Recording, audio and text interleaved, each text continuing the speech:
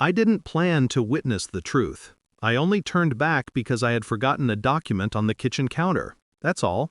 But fate has a cruel sense of timing. I stepped out of the car and heard the low hum of an engine pulling into our driveway. At first, I thought it was a neighbor. Then I saw him, my husband, stepping out of his sedan with a panic so raw it almost looked comedic. He slammed the door on his own finger, trying to shut it too fast, the kind of clumsy guilt only a cornered man wears. And then she emerged, fixing her hair, smoothing her blouse, eyes avoiding mine like she already knew her role in this disaster. His new secretary, the one he swore had been transferred to another branch 2 months ago. Our eyes locked, and something inside me settled. Not broke, settled, as if everything suddenly aligned into a line of perfect, merciless clarity. I remember the first time he held my hand. He looked at me like I was the safest place he'd ever known. I believed that look. I built a life around it, carefully, loyally, foolishly. We weren't perfect, but we were steady, or so I thought. He said he admired my calm. He said it grounded him. Funny how men worship your strength until they realize they can't manipulate it. He used to send me long messages when he traveled for work. He used to ask if I'd eaten. He used to stand behind me in the kitchen and kiss the back of my neck. That version of him died in silence, long before I witnessed the burial. The signs came quietly. A new cologne he didn't explain. A sudden need for privacy on his phone. Late-night meetings that left no trace on his calendar. A guilty softness in his smile, like he was compensating for something he knew he'd eventually shatter.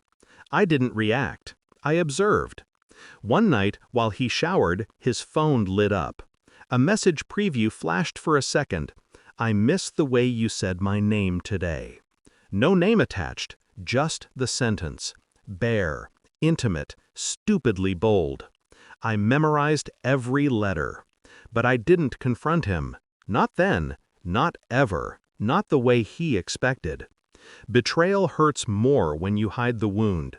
It festers, sharpens, becomes a blade. I stopped thinking like a wife. I started thinking like a strategist. He had married a soft woman.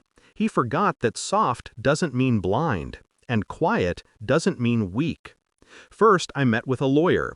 Not for divorce, yet, just information. I wanted to know the terrain, assets, property, investments, the things he assumed I never paid attention to.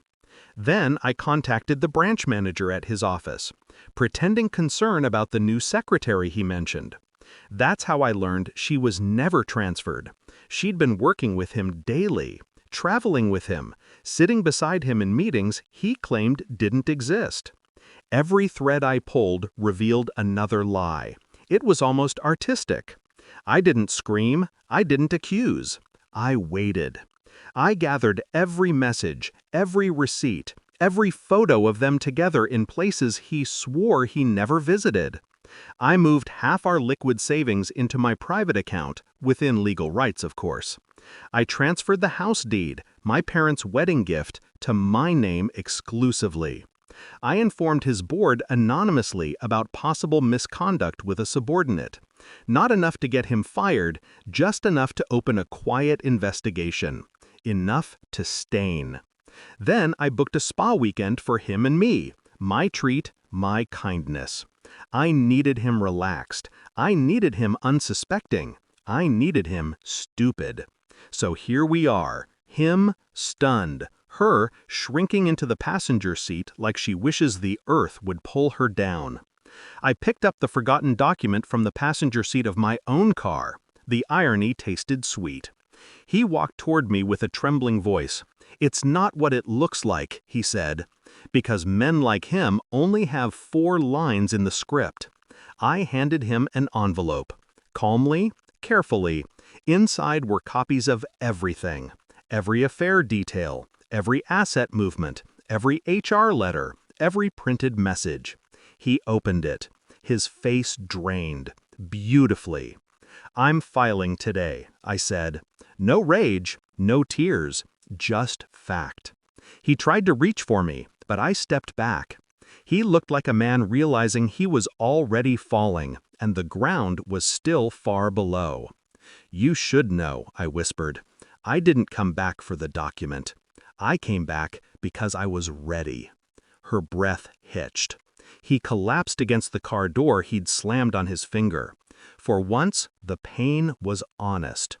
I drove away without looking back. Not because I didn't care, but because I finally did care.